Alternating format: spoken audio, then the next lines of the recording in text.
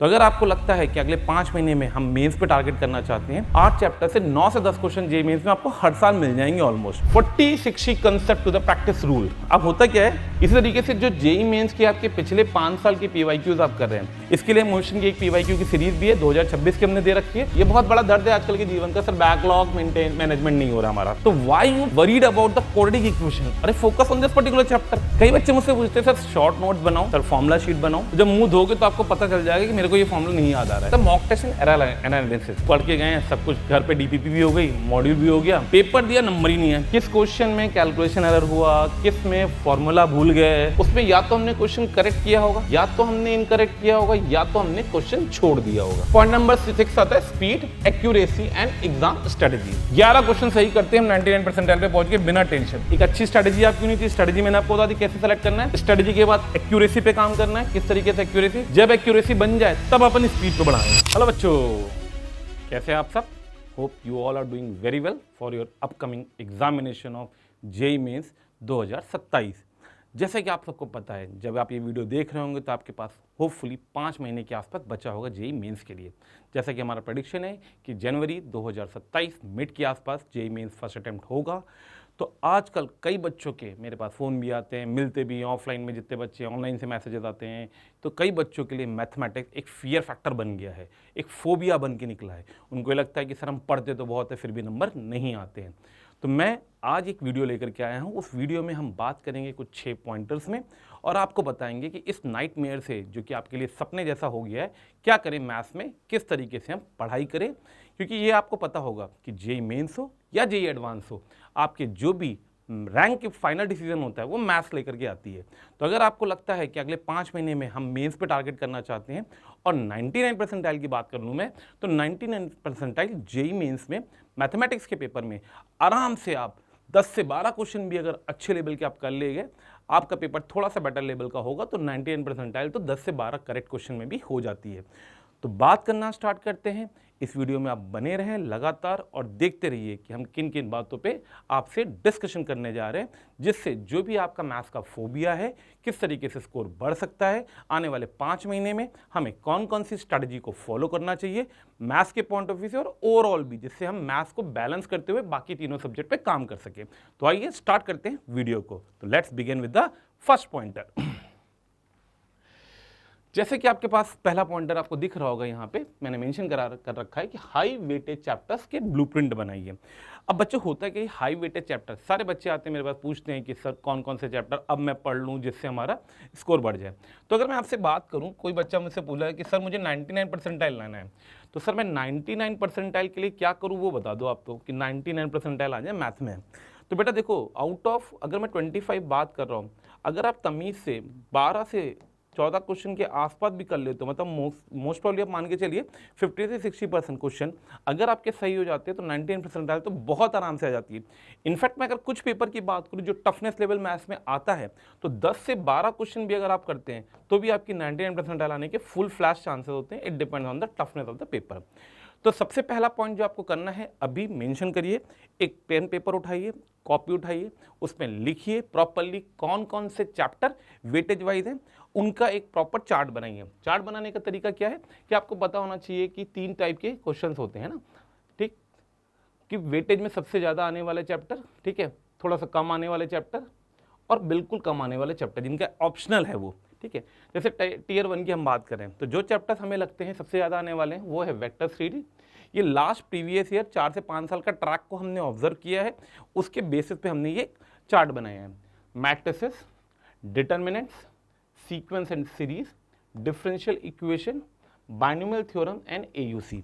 अगर आप इसको काउंट करेंगे तो आपको दिख रहा है 1 2 3 4 5 6 7 और 8, ये 8 चैप्टर मैंने लिखे हैं आपको यहाँ पे, ठीक है। आउट ऑफ 30 चैप्टर का मैं मैथ्स से मान के चल रहा हूँ, तो ये वो 8 चैप्टर्स हैं जिनमें से अगर आप मुझसे पूछो कि सर इसमें से कितने क्वेश्चन आ जाते हैं इन 8 चैप्टर से, तो अगर मैं टेंटेटिव एक एवरेज निकालूं तो बहुत आराम से 8 चैप्टर से 9 से 10 क्वेश्चन जेईई मेंस में आपको हर साल मिल जाएंगे ऑलमोस्ट। तो ये सबसे हाई वेटेज चैप्टर्स हैं। इन हाई वेटेज चैप्टर्स को आप यहाँ मार्क करके ये देखिए कि आपके इसमें से कौन से बेस्ट हैं, आपके कौन से इसमें से एवरेज हैं, और आपके कौन से इसमें बिल्कुल वर्स्ट हैं। अगर आपको लगता है कोई इन 8 चैप्टर में से 6 चैप्टर यहाँ पे बेस्ट कैटेगरी में, that is very good sign. अगर आपको लगता है कि 2 हमारे एवरेज में आ रहे हैं तो उन एवरेज वालों को बेस्ट में कन्वर्ट करने की कोशिश करिए आने वाले 5 महीनों में। कैसे करना वो भी मैं बताऊंगा अभी आपको। अगर आपको लगता है कि 8 में कुछ वर्स्ट में पड़े हुए हैं तो थोड़ा सा भी अपने पास टाइम है, अगर हम उनको अच्छे से वर्कआउट कर सकते हैं, थोड़ा सा प्रैक्टिस कर सकते हैं, तो उनको हम एटलीस्ट एवरेज में शिफ्ट करने की तो कोशिश पक्का करें। अगर हम बेस्ट नहीं कर पा रहे तो भी हम उनको एवरेज में शिफ्ट करने की कोशिश करें। फिर आते हैं हमारे पास लेवल 2 के चैप्टर्स। ये वो चैप्टर्स है जो एक्चुअली हम बच्चों को लगता है कि उनको अच्छे से आता है, लेकिन जेईई मेंस के पेपर के पॉइंट ऑफ व्यू से बात करो तो थोड़ा रिलेटिवली आता है, बट हर साल आ जाए या हर पेपर में आ जाए ऐसा जरूरी नहीं है। वो चैप्टर्स हमारे पास है जैसे स्ट्रेट लाइन है, सर्किल है। मैंने कोऑर्डिनेट ज्योमेट्री में कोनिक को नहीं यूज किया है, आप चाहें तो इसके साथ पैराबोला और ऐड कर सकते हैं, ठीक है, पैराबोला। अब कई बच्चों को क्या होता है कि सर को लगता है कि सर कोऑर्डिनेट ज्योमेट्री में टाइम टेकिंग क्वेश्चन है, बिल्कुल है, no doubt in that time taking होता है, बट होते हैं, ऐसा नहीं होते हैं, ठीक है। हर बार आप सोचिए कि आपसे मैट्रिसेस का क्वेश्चन हो जाएगा, हर बार आप सोचिए आपसे एयूसी का क्वेश्चन हो जाएगा, या हम बोलें कि वेक्टर्स का हो जाएगा या 3D का हो जाएगा। तो लिमिटेड चैप्टर्स में जो चीज़ें हैं उनको ध्यान रखिए, लिमिटेड जो भी इसका सिलेबस और सिलेबस के अकॉर्डिंग इनको पढ़िए। तो straight line, circle, definite integration 1 2 3, application of derivative में मेजर मैक्सिमम की बात कर रहा हूं मैं यहाँ पे, quadratic equation, function and parabola. तो अगर आप ध्यान से ऑब्जर्व करेंगे तो 1 2 3 4 5 6 7 दूसरे राउंड में जो मैंने टियर 2 में रखे हैं 7 चैप्टर रखे हैं। अगेन सेम ब्रैकेट, क्या आपके बेस्ट कौन से, आपके एवरेज कौन से, आपके वर्स्ट कौन से हैं, उसको आप मार्क करिए, एनालाइज करिए और उसको उसके अकॉर्डिंगली शिफ्ट करिए, ठीक है। एंड द लास्ट आता है टियर 3, ठीक है। तो 8 से 7 15, ये 15 वो चैप्टर मैंने आपको बता दिए out of almost 30 chapter of the mathematics. In 15 से आप मान के चलिए, अगर मैं पेपर की बात करूं आउट ऑफ 25, तो 17 से 18 क्वेश्चन तो बहुत आराम से मिलेंगे, ज़्यादा भी मिल सकते हैं, इनफैक्ट 20 तक भी जा सकता है आउट ऑफ दीज 15 चैप्टर्स। फिर बात आती है complex number and PNC probability. जैसे कि कई बार होता है कि पीएनसी प्रोबेबिलिटी आसान भी आता है, टिपिकल भी आ जाता है, और कॉम्प्लेक्स नंबर एक ऐसा है जिसका क्वेश्चन सिंपल भी आता है और मैनिपुलेटेड भी आता है। हैवी चैप्टर है, बच्चों को लगता है हैवी है, तो ये आपके पास थर्ड टाइम में ऑप्शनल है, मतलब 2 चैप्टर में यहाँ पे मार्क करो। तो टोटल मैंने आपको बोला है कि अगर आप टियर 1, टियर 2, टियर 3 के अकॉर्डिंग इन चैप्टर्स का ब्रेकडाउन कर रहे हैं तो आपके पास टोटल लगभग 17 चैप्टर के आसपास का मैंने एक एनालिसिस दिया है। इन 17 चैप्टर में बेयर मिनिमम भी आप 12 से 13 चैप्टर तो बहुत अच्छे से स्ट्रांगली तैयार करने ही आपके पास ऑप्शन एंड चॉइस नहीं है। अगर आप 12 से 13 चैप्टर इन चैप्टर्स में से 12 से 13 चैप्टर्स को अच्छे से वर्कआउट कर लेते हैं तो जो आपका 99 परसेंटाइल का सपना है उसके होने की प्रोबेबिलिटी बहुत ज्यादा हो जाती है। क्लियर है बच्चों? तो सबसे पहली चीज मैंने आपको बताई कौन कौन से हाई वेटेड चैप्टर्स को आपको एनालाइज करना है, उसको कैसे अपने बेस्ट में रखना है, या एवरेज में है या वर्स्ट में, तो वर्स्ट से एवरेज में शिफ्ट करो, एवरेज में है तो बेस्ट में शिफ्ट करो आने वाले 5 महीने में। डन? चलिए आगे बढ़ते हैं। Now the point number 2, 40-60 concept to the practice rule. अब होता क्या है, बच्चे को समझ में नहीं आता कि हम कैसे पढ़ें। मैथ्स में हम पढ़ते हैं, एक क्वेश्चन करते हैं, बहुत टाइम लग जाता है, क्या करें सर, टाइम लिमिट ये वो। एक आइडियल कंसेप्ट होता है 40:60 का। 40:60 का कंसेप्ट क्या होता है कि जो थ्योरी पढ़ते वक्त का सिर्फ स्टैंडर्ड डेरिवेशन और कोर फॉर्मूलाज को समझो। बहुत ज़्यादा डीपली कैसे आया, डेरिवेशन कैसे हुआ, बहुत डीप जाने की जरूरत आपको नहीं है। इसी तरीके से जो जेईई मेंस के आपके पिछले 5 साल के पीवाईक्यूज आप कर रहे हैं, अब इसको जरा ध्यान से देखना। मैंने इसको इस तरीके से ब्रेकआउट कर रखा है कि जो भी आप पीवाईक्यूज की बात कर रहे हैं, मैंने 5 साल लिखा है, लेकिन मैं आपको फिर से बोल रहा हूँ, आप 5 साल 5 महीने में नहीं कर पा रहे क्योंकि नंबर ऑफ क्वेश्चन बहुत ज़्यादा होते हैं। तो 2026, 2025, 2024 के तो सारे करो। अब वो हो सकता है क्वेश्चन किसी चैप्टर में आपको 100 मिल जाए, किसी चैप्टर में हो सकता है 50 मिल जाए, जितने मिले वो तो करनी है। 2023 में एक ड्रॉबैक था, इनफैक्ट 2022, 23, 21 में आपको पता होगा कि 10 इंटीजर आते थे, उसमें से 5 करने होते थे, करेक्ट है। अब इसमें जो 5 नहीं करने होते थे ना, वो बहुत हैवी भी होते थे। बहुत सारे ऐसे क्वेश्चंस आए हुए हैं जो किसी काम के ही नहीं है, स्पेशली मैथ्स की अगर मैं बात करूं, लाइक मैं फंक्शन को क्लब करूं पीएनसी के साथ, तो ये वाले चैप्टर्स के क्वेश्चन हैं। जब आप पीवाईक्यूज करोगे ना चैप्टर वाइज, तो आपको ये वाले 5 क्वेश्चन भी मिलेंगे और आपको लगेगा सर ये मेरे पेपर में आएगा तो क्या करूंगा। भाई साहब ये दिए ही इसीलिए गए थे क्योंकि ये छोड़ने थे वहां पे, क्योंकि आपके पास ऑप्शन था इसको छोड़ने का। 10 में से 5 करने हैं आपको, 10 में से 5 कौन से करने हैं वो उसने लिख के दिए। ये 5 वो है जो नहीं करने हैं। अब ये 5 वो नहीं करने वाले हैं और आप अभी पीवाईक्यूज को प्रैक्टिस करोगे तो आपको ही मिलेंगे, और आप इसको देखोगे तो एक एक पेज के सोल्यूशन है, 1.5 पेज के सोल्यूशन है, और आप पदल लोगे, आप परेशान होगे, सर पेपर में आएगा तो कैसे करेंगे। तो भाई साहब ये नहीं करने, ये ध्यान रखना है। कोई भी सोल्यूशन, कोई भी क्वेश्चन आपको दिख रहा है बहुत हैवी जा रहा है, बहुत लेंथी जा रहा है, बहुत सारे केसेस फॉर्म कर रहा है, skip it right now at least for the coming 5 month for the first attempt. अगर आपको लगता है आपका फर्स्ट अटेम्प्ट अच्छा हो गया और आपको ये क्वेश्चन करने हैं तो कर लेना, कोई दिक्कत नहीं, सेकंड अटेम्प्ट में कर लेना। फिलहाल जितनी टाइम लिमिट है उस टाइम लिमिट के हिसाब से 26, 25, 24 को फोकस करिए। 5 साल का टारगेट क्या है मैंने बता दिया, मतलब 23 और 22 के जो क्वेश्चन बचते हैं उसमें जो सिलेक्टेड वाले हैं वो वर्कआउट करना है, सारे नहीं करने। किसी चैप्टर में बहुत सारे अगर पीवाईक्यूज आ रहे तो आपको सारे नहीं करने। अगेन रिपीटेटिव कंसेप्ट अगर मिल रहा है स्किप इट। एक ही कंसेप्ट पे 4 क्वेश्चन है, आप 2 करो, 2 छोड़ दो, कोई दिक्कत नहीं है, ठीक है। इसके लिए मोशन की एक पीवाईक्यू की सीरीज भी है 2026 की हमने दे रखी है, और साथ ही साथ हमने सेलेक्टेड क्वेश्चंस की भी दे रखी है। अगर आप चाहें तो आप उसको भी परचेस कर सकते हैं। नेक्स्ट आता है solve each chapter 80 to 100 high quality question. ये है एक मिनिमम फिगर, इस पर ध्यान देना है आप लोग को, ध्यान रखिएगा। मान लीजिए आपने वेक्टर उठाया फॉर एग्जांपल, अब सर वेक्टर में तो बहुत क्वेश्चन आए, बिल्कुल आए, बहुत सारे, मतलब 250 से ऊपर क्वेश्चन होंगे। सर मैं 250 कैसे कर पाऊंगा, पॉसिबल ही नहीं है। अगर मैं इन 4 साल की भी बात कर लूँ तो भी आप मान के चलो लगभग 70, 80, 90 से ऊपर के क्वेश्चन मिलेंगे। तो वही मैंने लिखा है कि हाई वेटेज जितने भी क्वालिटी वाले क्वेश्चन है कम से कम 80 to 100, इनको करने में टाइम भी लगेगा और टाइम देना भी है आपको। मतलब किसी क्वेश्चन को करने में हो सकता है आपको 2 मिनट लगे, किसी को करने में 4 मिनट लगे, किसी को करने में 6 मिनट लगे, लेकिन आप इनको सॉल्व जरूर करें। आपको लग रहा है रिपीटेटिव कंसेप्ट आ रहा है, सेम कंसेप्ट, जैसे मैं बात करूं 3D में, तो 3D में आपको पता है शॉर्टेज डिस्टेंस का क्वेश्चन बहुत बार आता है। अगर आप एक साल में देखोगे तो कम से कम 10 शिफ्ट में आपको 3 से 4 शिफ्ट में shortage distance between two lines का क्वेश्चन आता है। Shortage distance between 2 lines 3D में सबको पता होगा, इसका स्टैंडर्ड फॉर्मूला होता है ना। तो इस टाइप के क्वेश्चन जो मिल रहे हैं, अपन ने 3 कर लिए, 4 कर लिए, फिर वही मिल गया, तो नहीं करने की जरूरत है, बेटर है कि डू समथिंग एल्स, ठीक है। तो 80 से 100 क्वेश्चन करने, मैं फिर से रिपीट करूं इसको, पॉइंटर नंबर 2 में हमने क्या क्या डाला था। 40:60 का कंसेप्ट क्या है, 40% आपको थ्योरी में टाइम देना है और 60% प्रैक्टिस में टाइम देना है। थ्योरी में टाइम देने का मतलब क्या है, ये जो टोटल टाइम था इसको मैंने 40:60 में जो डिस्ट्रीब्यूट किया है वो ऐसे डिस्ट्रीब्यूट किया है कि इसमें आपको थ्योरी कवर करनी है, जो भी क्लास नोट्स के क्वेश्चन थे उनको रीड करना है, करेक्ट है। और ये जो 60% है इसमें प्रॉब्लम सॉल्व करनी है, क्योंकि आपको पता है मैथ्स में जितनी आप प्रॉब्लम सॉल्व करोगे उतने आपके कंसेप्ट स्ट्रांग होंगे। जो ये प्रॉब्लम आप सॉल्व करो इसके लास्ट स्टेप तक जाना है, ये नहीं कि आपने क्वेश्चन देखा हाँ अब तो हो जाएगा छोड़ दिया, नहीं, get the answer then move to the next question. ये ध्यान रखना है आपको कि 60% जो भी आप प्रॉब्लम सॉल्विंग करेंगे उनके आंसर्स लास्ट तक आने चाहिए, बिना आंसर निकले आप नेक्स्ट क्वेश्चन मत जाइए, तभी कॉन्फिडेंस जनरेट होगा, ना कॉन्फिडेंस जनरेट नहीं होगा। I suppose this point is clear to you all, got it, move to the next one. Next आता है पॉइंट नंबर 3, ये बहुत बड़ा दर्द है आजकल के जीवन का, सर बैकलॉग मैनेजमेंट नहीं हो रहा हमारा। बहुत सारा बच्चा परेशान है, सर बैकलॉग हो गया, सर बैकलॉग, उसने क्लास भी छोड़ रहा है, वो करंट चैप्टर को भी छोड़ रहा है। तो इसके लिए ध्यान से समझना क्या बताया गया, कैसे मैं बता रहा हूँ उसको समझना। पहली चीज तो करंट चैप्टर का 80% टाइम आपको डेली शेड्यूल जो भी है आपको उसमें देना ही है। मान लीजिए आपने प्लान बना रखा है कि मुझे 4 घंटे मैथ्स पढ़नी है फॉर एग्जाम्पल, ठीक है, 4 घंटे अपने को मैथ्स को देने हैं, तो 4 घंटे में आप मान के चलिए 80%, लगभग आप मान के चलिए 3.25 घंटे के आसपास, 3 घंटे के आसपास, करेक्ट है, 3 घंटे से थोड़ा ज़्यादा, ठीक, आपको करंट चैप्टर पे देना, जो भी आपका करंट चैप्टर चल रहा है उस पर वर्कआउट करना है। रिमेनिंग बचा, ये भी तब रिमेनिंग बचा है जो 1 घंटा या मैं बोलूँ 45 मिनट, ये जो बचे हैं आपको, इसमें आपको अपने बैकलॉग को कवर करना है, जो भी आपका बैकलॉग चल रहा है उसको कवर करना है, लेकिन ये तब करना है जब आपका करंट चैप्टर सफर ना कर रहा हो, पहला पॉइंट। दूसरा पॉइंट, सर ये बैकलॉग का क्या करना होता है, तो बैकलॉग पे क्या करना होता है उसको समझिए।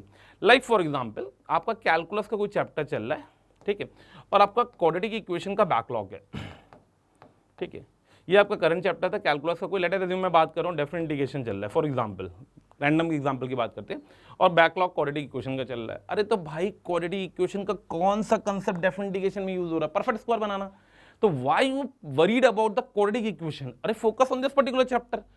ये तो हम तब भी कर सकते हैं जब भी हमारे पास फ्री टाइम रहेगा। आगे मैंने वही पॉइंट लिखा रखा है, डेली 1 घंटे से 2.5 घंटे का डिसाइड करो स्लॉट, अगर निकल पा रहा है, नहीं निकल पा रहा कोई दिक्कत नहीं, वीकेंड्स में, वीकेंड्स का मतलब है सैटरडे इवनिंग है, संडे मॉर्निंग है, संडे सेकंड हाफ है, अगर आपका टेस्ट नहीं है तो 4 घंटे 3 घंटे आप बैकलॉग के लिए दे दो, आपको पढ़ना है क्वाड्रेटिक पढ़ो। हाँ, अगर आपको लगता है कि फॉर एग्जाम्पल ट्रिग्नोमेट्री आ रही है, ठीक है, ट्रिग्नोमेट्री का मेरा बैकलॉग लगा हुआ है, अब ट्रिग्नोमेट्री का यहाँ पे यूज होगा, बहुत सारे फॉर्मूले यूज होते हैं, तो जितनी की जरूरत है सिर्फ उतना पढ़ो। लाइक ट्रिग्नोमेट्रिक इक्वेशन कह रहा हूं, ट्रिग्नोमेट्रिक फेज 1 का जरूरत है, तो ट्रिग्नोमेट्रिक फेज 1 में जितने भी फॉर्मूले वाली शीट आपके पास है उसको अच्छे से पढ़ो और करंट चैप्टर के साथ उसको कोप अप करने की कोशिश करो। बैकलॉग को लेकर के करंट को बिल्कुल किसी भी तरीके से आपके दिमाग में नहीं होना चाहिए कि बैकलॉग की वजह से हम करंट चैप्टर को सफर करेंगे, बिल्कुल सफर करने की जरूरत नहीं है। बैकलॉग वाले चैप्टर्स में पूरी थ्योरी के बजाय आप सिर्फ लेक्चर्स को भी देख सकते हैं, टॉप 30 पीवाईक्यू सॉल्व कर लो। अब इसको समझना, कई बच्चे बोलेंगे सर कैसे करा जाए, इतना चैप्टर बड़ा है कैसे कवर करें। जैसे मैंने आपको बताया कि आपके पास 4 घंटे, मान लीजिए आपने वीकेंड में निकाले कि हम 4 घंटे बैकलॉग को कवर करेंगे। अगर आपको लगता है आपके नोट्स अच्छे हैं, सफिशिएंट है, लेकिन वो हैं 80 पेज के, अब 80 पेज के नोट्स आप रिवाइज नहीं कर सकते, ये श्योर है। उसका तरीका ये होता है कि आप उसमें पहले चेक कर लो जितने भी आपके पास सब टॉपिक्स लिखे हुए हैं। मान लीजिए क्वाड्रेटिक इक्वेशन में लोकेशन ऑफ रूट आ गया, थ्योरी ऑफ इक्वेशन आ गई, करेक्ट है, कॉमन रूट आ गया, ऐसे बहुत सारे चैप्टर्स आते हैं। क्वाड्रेटिक इक्वेशन की मैं बात कर रहा हूँ, ठीक है। बेसिक कंसेप्ट हो गए हमारे, ग्राफ का कंसेप्ट हो गया। अब आपको लग रहा है कि मेरे को खाली ग्राफ में दिक्कत आ रही है, थ्योरी ऑफ इक्वेशन में दिक्कत आ रही है, लोकेशन ऑफ रूट में दिक्कत आ रही है, तो पहले आप इन्हीं की थ्योरी पढ़ो, फिर आप क्वेश्चंस करो। जिस क्वेश्चन को जब आप थ्योरी पढ़ने के बाद प्रॉब्लम्स करोगे, तो प्रॉब्लम्स भी कहाँ से करेंगे, PYQ से। प्रॉब्लम्स करते वक्त अगर कोई क्वेश्चन आपका फंस रहा है और उसमें यूज हो रहा है let us assume common root का, तो बस वहीं पे कॉमन रूट को पढ़ा और आगे बढ़ गए, क्योंकि आपको ये पता है कि कॉमन रूट मुझे आता है, बस एप्लीकेशन में दिक्कत हो रही है। तो एप्लीकेशन के लिए आपने एक बार क्वेश्चन सॉल्व किया, किसी स्टेप में फंसे, read it again and proceed, ठीक है। तो ये नहीं कि हम उसके चक्कर में बैठ करके अपने करंट चैप्टर को सफर करा रहे हैं। बच्चों ये ध्यान रखना, जो भी करंट चैप्टर चल रहा है वो बहुत वेटेज वाले चैप्टर्स हैं, आप उन पे प्रॉपर्ली फोकस करिए तीनों सब्जेक्ट में। ये मैथ में जो कर रहा हूँ ये सिर्फ मैथ्स की नहीं है, सेम फिजिक्स एंड केमिस्ट्री में भी एप्लीकेबल है। तो आप लोग ध्यान रखिए, बहुत हाई तब होना चाहिए बैकलॉग के चक्कर में। करंट को अच्छे से कवर करिए, जो छूट गया है उसकी टेंशन नहीं लेनी। जब भी आगे टाइम मिलेगा, जब भी दिवाली का ब्रेक आएगा, हमारे पास 7-8 दिन का टाइम मिलेगा, हम उस टाइम में भी इस बैकलॉग को जितना कवर कर सकते हो उतना कवर करेंगे। और बैकलॉग के चक्कर में करंट को सफर मत करने दीजिए, ये ध्यान रखिएगा, ठीक है। तो बैकलॉग का मैंने आपको कंसेप्ट बता दी, किस तरीके से आपको मैनिपुलेट करना है। नेक्स्ट हमारा पॉइंटर है formula book and active recall. ये बहुत इंपॉर्टेंट चीज होती है। कई बच्चे मुझसे पूछते हैं सर शॉर्ट नोट्स बनाऊं, सर फॉर्मूला शीट बनाऊं, सर कैसे एक दिन पेपर के एक दिन पहले कैसे रिवाइज करूं, सर इतना सारे चैप्टर्स आप पढ़ा चुके हैं, पेपर के पहले कैसे रिवाइज करें, एक दिन में कैसे वो रिवाइज होगा। तो उसी के लिए मैंने आपको ये सब पॉइंटर, जो मैंने पॉइंटर नंबर 4 उठाया है, इसीलिए उठाया है। एक सेपरेट फॉर्मूला नोटबुक बनाओ, नहीं बना सकते हो तो अभी भी नहीं बनाइए तो अब बना लो। मैं ये भी कहूँगा करंट से बनाना शुरू करो, 5 महीने में जितने बन जाए। जब अपना ब्रेक खत्म होगा, सिलेबस खत्म होगा, तो जो पीछे के चैप्टर उनके फॉर्मूला बुक बना सकते हैं, एक ऑप्शन। या जिस समय भी आप रिवीजन करोगे उस समय फॉर्मूला बुक बनाते चलो उस चैप्टर की, ठीक। शॉर्टकट्स उसमें हो सकते हैं, कोई कॉमन ट्रिक अगर सर ने बताई है वो लिखो, और कोई फॉर्मूला लगाए। तो फॉर्मूला लिखा अपन ने, ट्रिक का कोई कंसेप्ट था। जैसे हम लोग बात करते हैं डेफिनेट इंटीग्रेशन की या इनडेफिनेट इंटीग्रेशन की बात कर लेते हैं। तो इनडेफिनेट इंटीग्रेशन में जैसे टीचर्स आपको बताते हैं इंटीग्रल ऑफ e की power x into x square dx अगर हमें इंटीग्रेशन करना तो इसका एक जुगाड़ होता है कि हम लोग एक्स स्क्वायर लिखते हैं और e की पावर x लिखते हैं, करेक्ट है। इसको तब तक इंटीग्रेट करते जाएंगे जब तक ये कांस्टेंट नहीं आ जाएगा। ये 2x आया, ये 2 आया, ये 0 आया और ये e की पावर x आ गया। अब इसके बाद हम लोग इसमें मैनिपुलेशन करते हैं, दिस प्लस साइन के साथ, दिस माइनस साइन के साथ, दिस प्लस साइन के साथ, विल गेट द आंसर। तो ये एक सॉलिड जुगाड़ था। तो ऐसे जो भी जुगाड़ हैं इनको अपने फॉर्मूला नोटबुक में लिखो, जिससे अपने को ध्यान रहे, फटाफट याद रहेगा। फॉर्मूला भी पता होना चाहिए, इसका फॉर्मूला भी होता है, इसके ट्रिक भी है। तो ये ट्रिक है वो लिखी, कोई कॉमन ट्रिक बताई गई है वो लिखो, कोई शॉर्टकट बताया गया कि फॉर्मूले को याद करने का तरीका है, किस तरीके से याद करना है, वो अपन अंडरलाइन करके मार्कर से लिख सकते हैं। ये एक पॉइंट है रिकॉल करने का।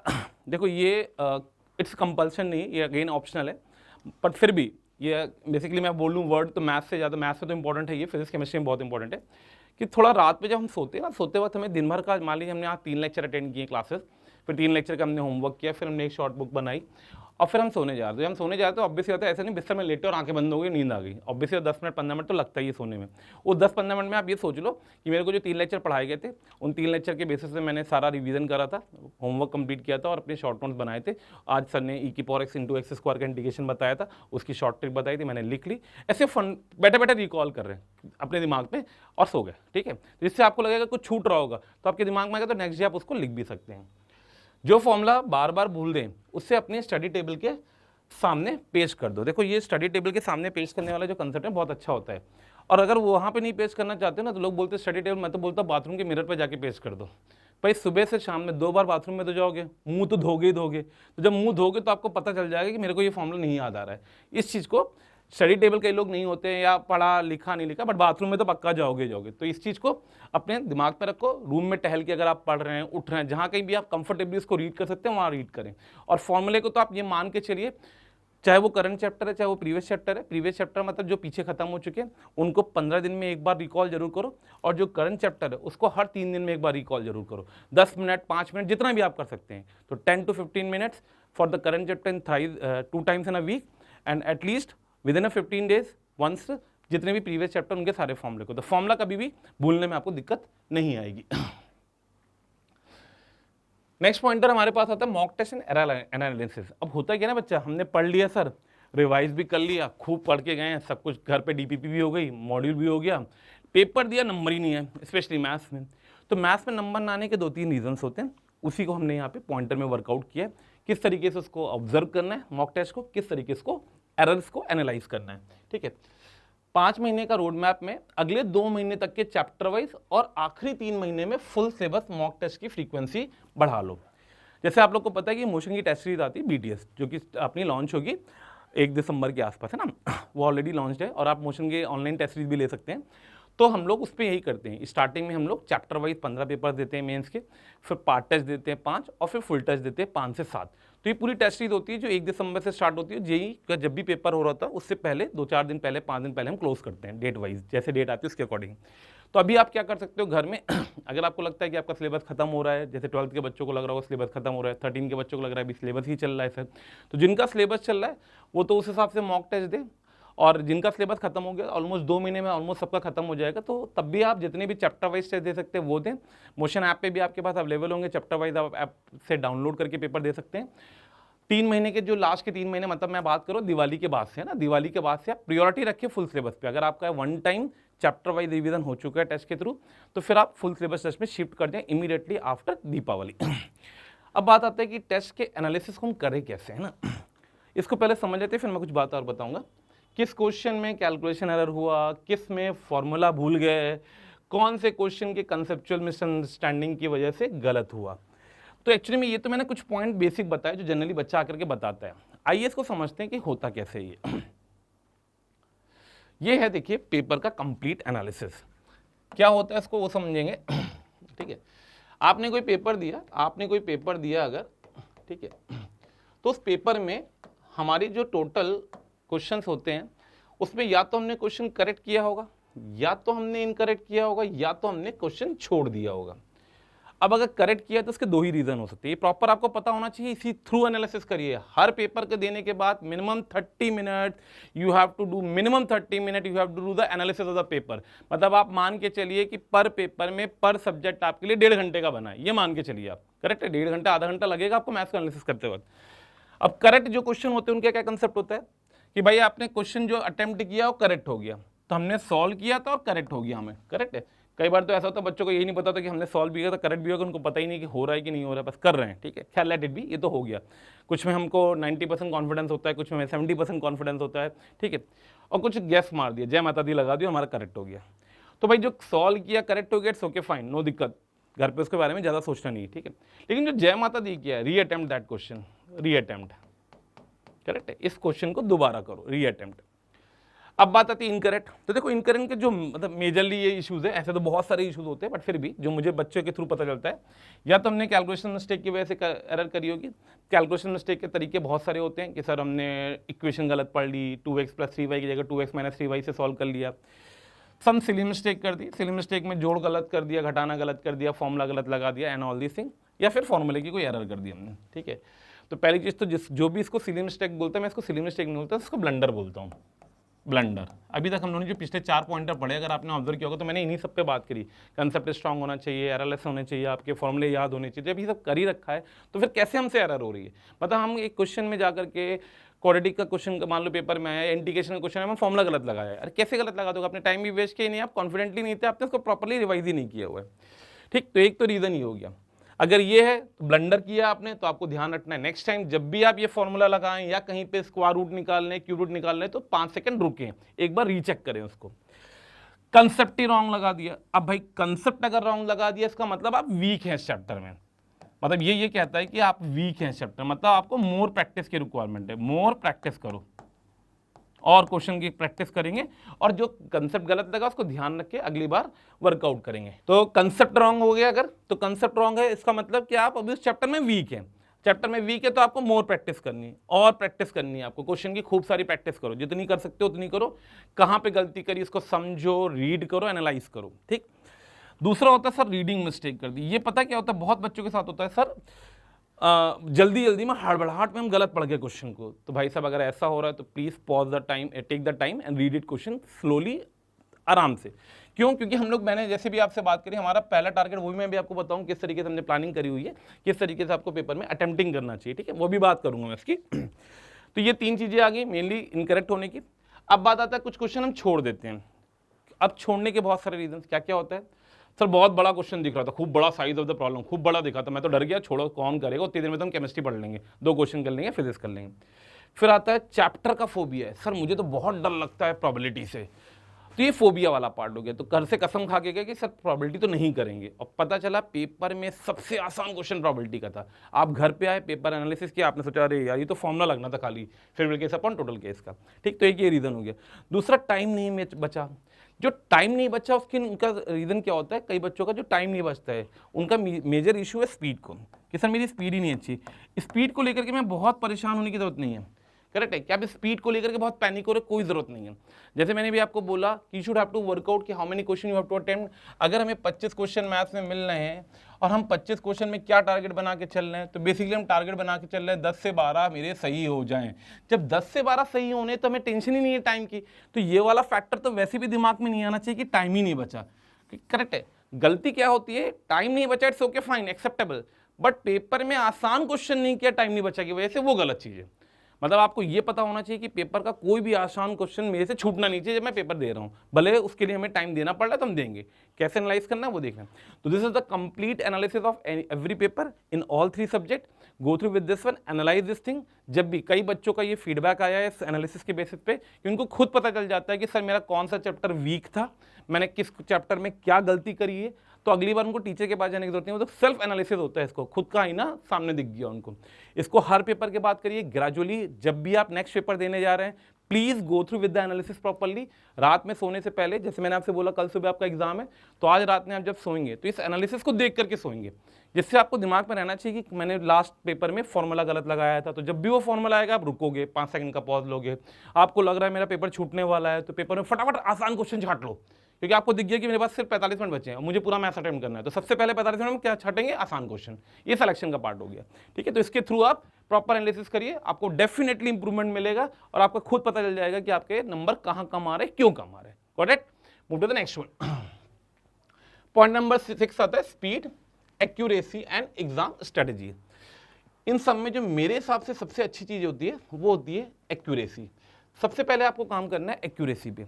अब एक्यूरेसी आती कैसे, आपकी कितनी अच्छी एग्जाम करने की स्ट्रेटजी है ना, वो आपकी एक्यूरेसी बढ़ाती है। जब आपकी एक्यूरेसी पे कॉन्फिडेंस आता है तब आप अपने आप स्पीड बढ़ा लोगे बिना टेंशन। आज मैं आपसे बोलूं कि बेटा तुम बाइक चलाओ, तुमने बाइक कल ही सीखी है तो ऑब्वियस बात है जाके भिड़ जाओगे अगर तेज चलाओगे, लेकिन तुम्हें बाइक चलाते हो 10 साल हो गए, तो तुम्हें पता है कभी भी गड्ढा आएगा तो मैं पैर लगा दूंगा, रोक दूंगा। तो ये मेरी एक्यूरेसी है, क्योंकि मेरी स्ट्रैटेजी मुझे पता है गड्ढे पे कैसे गाड़ी रोकनी है। मेरी एक्यूरेसी मुझे पक्के से पता लगे कि मैं किस स्पीड से चलाऊंगा तो कभी भी एक्सीडेंट नहीं होगा। फिर मैं स्पीड बढ़ाता जाऊंगा, कोई टेंशन नहीं। खाली रोड दिखेगी 120 पे भागाऊंगा, गड्ढा दिख रहा है रश आएगा तो ऑब्वियसली तो मैं 40 से ऊपर नहीं बढ़ पाऊंगा। This is a live practical example. The same thing is happening in the examination for the paper attempting, ठीक। जेईई मेंस में मैथ्स के पेपर के लेंदी और मॉडरेट टू टफ आता ही आता है मैक्सिमम केसेस में। अगर मैं पिछले 3 साल का एनालिसिस करूंगा तो पेपर या तो लेंदी होगा, या तो लेंदी के साथ मॉडरेट लेवल पे होगा, या फिर थोड़ा टफर साइड पे जाएगा पेपर, जाएगा। बहुत ही कम शिफ्ट में इजी पेपर आता है, ठीक है। इसलिए 3 राउंड में पेपर अटेम्प्टिंग स्ट्रेटजी को फॉलो करो, ठीक है। ये राउंड वाइज स्ट्रेटजी है, this is a very good strategy. ये आप पीसीएम में भी लगा सकते हो, वरना सब्जेक्ट में तो लगा ही सकते हैं। राउंड 1 क्या कहता है, राउंड 1 कहता है कि पेपर में से सबसे आसान। मैंने बहुत मिनिमम खेला है, क्यों खेला मैंने आपको बताया, क्योंकि मैं आपसे क्या बोल रहा हूँ, अगर आपको 19% लानी है तो 10 से 12 क्वेश्चन का टारगेट बनाओ। तो सबसे पहले राउंड 1 में हमने 5 से 6 इजी क्वेश्चन छाटे आराम से, तसल्ली से दे दो आराम से। कैलकुलेशन जो डायरेक्ट फॉर्मूला बेस्ड होते हैं, या देखा हुआ क्वेश्चन होगा, या मैंने रात में करा तो सुबह पेपर में आ गया, किस्मत इतनी अच्छी है मेरी। तो ऐसे 5 से 6 7 8 जितने आप छाट पाओ राउंड 1 में पहले उनको छाटो, तसल्ली से आराम से करो बिना टेंशन। इस राउंड 1 के 5 से 6 क्वेश्चन करने में अगर आपको 30 मिनट भी लग रहे तब भी टेंशन नहीं लेना, ठीक। क्या आपने मान लीजिए 5 से 6 क्वेश्चन, या मैं कह रहा हूँ 8 क्वेश्चन अपर लिमिट छाटी और 30 से 35 मिनट हमने इसमें दिए आराम से, तसल्ली से। क्यों? क्योंकि कई फॉर्मूला बेस्ड था तो जल्दी जल्दी हो रहे हैं, कुछ क्वेश्चन इसमें 2 मिनट वाले होंगे, कुछ क्वेश्चन 1 मिनट वाले होंगे, कुछ देखा हुआ होगा तो हो सकता है कैलकुलेशन करना कंफर्टेबल है मेरे लिए, ठीक है। फिर राउंड 2 में उन क्वेश्चन को ट्राई करो जो थोड़े से लेंदी हैं, हमें पता है। मान लो मैं आपसे बोलूँ कि जैसे भी मैंने बात करी 3D में शॉर्टाइजेशन between two planes, two lines, तो फॉर्मूला बेस्ड क्वेश्चन है, यहाँ पे हम इसको डालेंगे। मान लो मैं बोलूँ इंटीग्रेशन में, तो हमें पता है कि मान लो मैं जैसे मैंने भी इंटीग्रेशन के एग्जांपल लिया इंडेफिनिट इंटीग्रेशन में, मेरे पास लिखा हुआ यहाँ पे कुछ लिखा है कि e की पावर x और साथ में बैठा हुआ है कुछ late us assume 3x square minus 7x plus 5 ऐसे करके कुछ लिखा हुआ है 7x प्लस 5, इसको इधर लिख देता हूँ मैं, e की power x into 3x square या cube minus 7x square plus 5x plus 9 और कुछ इंटीग्रेशन करवा करके आपसे मैनिपुलेट करवा रहा है। तो मुझे पता है, मुझे अच्छे से 100% कॉन्फिडेंट हूँ कि मेरा गलत हो ही नहीं सकता किसी भी सूरत में, लेकिन मुझे ये पता है कि इस क्वेश्चन करने में मुझे टाइम लगना है। तो ऑब्वियस सी बात है, अगर टाइम लगना है तो मैं इसको राउंड 2 में रख रहा हूँ, राउंड 1 में नहीं रखूंगा। ये है डिफरेंस राउंड 1 और राउंड 2 का। शॉर्टर डिस्टेंस वाला क्वेश्चन है बिटवीन टू लाइंस, राउंड 1 में रखूंगा क्योंकि फॉर्मुला बेस्ड है, सीधा फॉर्मुला लगना है। थोड़ा सा कैलकुलेशन वाला क्वेश्चन है, मैंने राउंड 2 में होगा मुझसे ये भी, लेकिन राउंड 2 में जाएगा। अब राउंड 2 में लेट अस अज्यूम मैंने आपने 8 क्वेश्चन यहाँ छाट लिए, फिर राउंड 2 में लेट अस अज्यूम आपने फिर से 5 से 7 क्वेश्चन और छाट लिए। अब आपने 30 से 35 मिनट मान लो यहाँ दे रखा था, ठीक है, 5 क्वेश्चन, मैं कह रहा हूँ 4 से 5 ही क्वेश्चन आपने छाटे, 4 से 5 क्वेश्चन आपने छाटे, ठीक है, और आपके 30 मिनट यहाँ होंगे, तो मान लीजिए आपने 25 मिनट यहाँ पे और दे दिए, ठीक है, ठीक, 25 मिनट यहाँ दे दिए, 35 मिनट यहाँ दे दिए, कितनी देर हो गई, हो गया पूरा 1 घंटा खत्म। मान लो मैं 1 घंटे का टारगेट बनाया, लेकिन मेरे क्वेश्चन कितने हो गए, 5 क्वेश्चन यहाँ हो गए, 8 5 13 क्वेश्चन मैंने अटेम्प्ट किए। अब जो 13 अटेम्प्ट किए, ध्यान से सुनना, 13 अटेम्प्ट किए, अब जो मैंने बात करी आपसे इसकी सॉरी, एक्यूरेसी अच्छी अगर है, आपकी एक्यूरेसी मोर देन 90% चल रही, तो 13 अटेम्प्ट वाले जो क्वेश्चन थे उसमें आपके 11 क्वेश्चन सही होने चाहिए। 11 क्वेश्शन सही करते हैं हम 99 परसेंटाइल पे पहुंच गए बिना टेंशन, कोई दिक्कत नहीं, मुझे जो मुझे चाहिए तो मुझे मिल गया। 11 ही क्वेश्चन से मैं 13 क्वेश्चन से मैंने आपको दिला दी 99 परसेंटाइल। क्यों? क्योंकि मेरी एक्यूरेसी बहुत अच्छी है। अगर आपको लग रहा है कि सर नहीं मेरी स्पीड भी बढ़ गई है क्योंकि मैंने 3 महीने 5 महीने खूब प्रैक्टिस कर लिए, इस फिगर को बढ़ा लो, टाइम कम कर लो। आपने पहले 5 से 7 क्वेश्चन छाटे, 8 क्वेश्चन छाटे, लेकिन टाइम आपने 20 से 25 मिनट ही लिया, जल्दी जल्दी करा, खूब जल्दी जल्दी किया। फिर यहाँ पे आपने 4 से 5 क्वेश्चन छाटे, 20 मिनट में किया, फिर भी हमारे पास 10 से 15 मिनट बच गए लेट अस अज्यूम। अब 10 मिनट जो बचे उसमें हम राउंड 3 में चले गए। ये तब हो पाएगा जब आपकी एक्यूरेसी कॉन्फिडेंट है और स्पीड आप बढ़ा चुके हैं। 10 मिनट में उन क्वेश्चन को ट्राई करो जो थोड़े से टफ थे या ट्रिकी थे, डिमांड कर रहे हैं, ठीक है। ट्रिक की डिमांड करने का मतलब है कि मुझे पता था यार ये तो हो जाएगा, इसमें ये कंसेप्ट लगाऊंगा तो आ जाएगा, थोड़ा सा लेंदी है। अब मेरे को पता है कि 2 ही क्वेश्चन पेपर में ऐसे हैं जो मैं और कर सकता हूँ। 13 में अटेम्प्ट कर चुका था, 2 और जो मैं और ट्राई कर लूंगा आराम से। अब उन 2 क्वेश्चन को मैंने राउंड 3 के लिए रखा हुआ है। क्यों? क्योंकि मुझे पता है ये टफ भी है, थोड़ा ट्रिकी भी है, इसमें मुझे सोचना पड़ेगा, टाइम देना पड़ेगा। तो क्या पता मैं 10 ही मिनट दूं, पूरे 10 मिनट जो लास्ट के बचे हैं वो मैं सिर्फ इन 2 क्वेश्चन में दूंगा। और उन 2 क्वेश्चन में हो सकता है एक सही हो जाए, एक गलत हो जाए, या हो सकता है दोनों सही हो जाए। तो जैसे ये 2 सही हो गए तो 15 हो गए, 15 होते ही 12 की जगह पे जो हमारा फिगर जा रहा था अभी 11 क्वेश्चन करेक्ट होने का, ये 13 पहुंच गया। इस तरीके से मार्क्स बढ़ाते हैं, इस तरीके से हमारा स्कोर बढ़ता है, इस तरीके से हमारी स्ट्रेटजी बढ़ाते हैं, और उस स्ट्रेटजी की वजह से हम 99 परसेंटाइल के पास ईजिली पहुंच सकते हैं। तो प्लान इट, एग्जीक्यूट इट, मतलब प्लान इट एंड एग्जीक्यूट का मतलब है आप पहले इस चीज को समझना, एक चीज ध्यान से समझना आप इस तरीके से एग्जीक्यूट करोगे कि मान लो आपके पास 5 महीने बचे हैं, तो पहला महीना, दूसरा महीना, तीसरा महीना, चौथा महीना और 5वां महीना। पहले महीने आप प्लान करो कि मैं 10 से 12 ही क्वेश्चन टोटल मैथ्स में करूंगा, खत्म बात, 10 से 12 ही करूंगा, लेकिन उस 10 से 12 में मेरे 9 क्वेश्चन सही होने चाहिए। क्लियर? अगर ये एक्यूरेसी हमने पूरे 1 महीने पेपर देते वक्त मेंटेन कर ली, तो फिर अगली बार हम शिफ्ट करेंगे इसको 12 से 14 में। 12 से 14 में हम यहां जाएंगे 11 पे। देखो 2 क्वेश्चन यहां बढ़ाए तो 2 क्वेश्चन मैंने यहां बढ़ा दिए, ठीक। अगले महीने में अटेम्प्ट बनाऊंगा, ये कंसिस्टेंटली हो चुका है कि 11 तो सही हो रहे हैं मेरे, 12 अटेम्प्ट कर रहा हूं या 14 तक पहुंच रहा हूं और 11 सही हो रहे हैं। अब हमने 13 से या 15 के आसपास का इसका फिगर बढ़ाया, अगले महीने यहां पे मैंने 12 पहुंचाया। चौथे महीने मैंने इसको लेट अस अज्यूम 14 से 16 क्वेश्चन का टारगेट बनाया, इसको मैंने 14 पे पहुंचाया। ये फिगर इस तरीके से एनालाइज करो। 5वें महीने मैंने लेट अस अज्यूम मेरी बहुत अच्छी कंसिस्टेंसी एक्यूरेसी आ चुकी है, तो मैंने 15 से 18 का टारगेट बनाया, और 15 से 18 में मैंने यहाँ पे लेट अस अज्यूम या 16 से 18 का टारगेट बनाया, मैंने 15 क्वेश्चन पहुंच गए। तो देखो मैंने ग्रोथ कैसे कराई है आपकी, 9 क्वेश्चन सही करो, 11 सही करो, 12 सही करो, 14 सही करो, 15 सही करो। अगर आप लास्ट मंथ में जब आपका पेपर देने वाले हैं 15 आपकी एक्यूरेसी लेवल चल रहा होगा, तो तुम ब्रह्मा जी भी आ जाए मुझसे बोल दे कि सर मेरे पेपर खराब हो गया मैथ्स का, मैं नहीं मानूंगा। 15 अगर तुमने एक्यूरेसी मेंटेन करी, तो वर्स्ट सिचुएशन कितना भी टफ आएगा तो भी आप बहुत आराम से 12 से 13 तो सही करके आओगे ही आओगे, और 12 से 13 सही करते ही आपके 99 परसेंटाइल पक्का आएंगे, क्योंकि ऑब्वियस सी बात है पेपर टफ रहा होगा तभी आप 15 की जगह पे 12 पे शिफ्ट कर गए हो, और आपको कॉन्फिडेंस भी आ चुका है कि किस ऑर्डर में हमने इसको प्रोसीड किया। Got my point? क्लियर? तो ये आपको मैंने बता दिया। तो फिर से सुन लेना, एक अच्छी स्ट्रेटजी आपकी होनी चाहिए। स्ट्रेटजी मैंने आपको बता दी कैसे सेलेक्ट करना है। स्ट्रेटजी के बाद एक्यूरेसी पे काम करना है। किस तरीके से एक्यूरेसी, जब एक्यूरेसी बन जाए तब अपन स्पीड पे बढ़ाएंगे, अभी स्पीड को लेकर के पैनिक नहीं होना है। तो होपफुली ये जो मैंने आपको वीडियो दिया, इस वीडियो के थ्रू आपको काफ़ी कुछ पता चला होगा, किस तरीके से मैथ्स में काम करना है, किस तरीके से एनालाइज करना है, क्या टारगेट लेकर के चलना है, किस तरीके से हम 99 परसेंटाइल को अचीव करेंगे। मेरे प्यारे बच्चों ध्यान से समझिए, 5 महीने बहुत बड़ा टाइम है, बहुत सफिशिएंट टाइम है। अगर किसी बच्चों को लग रहा है कि सर मेरी मैथ्स से प्रिपरेशन बहुत ही कम है, मैं क्या करूं, तो भी आप सिलेक्टेड चैप्टर्स पे काम करो, अच्छे से वर्कआउट करो और जिस तरीके से मैंने आपको बताया उस स्ट्रेटजी को एग्जीक्यूट करने की कोशिश करके देखो। 1 महीने ट्राई करो मेरे कहने के अकॉर्डिंग।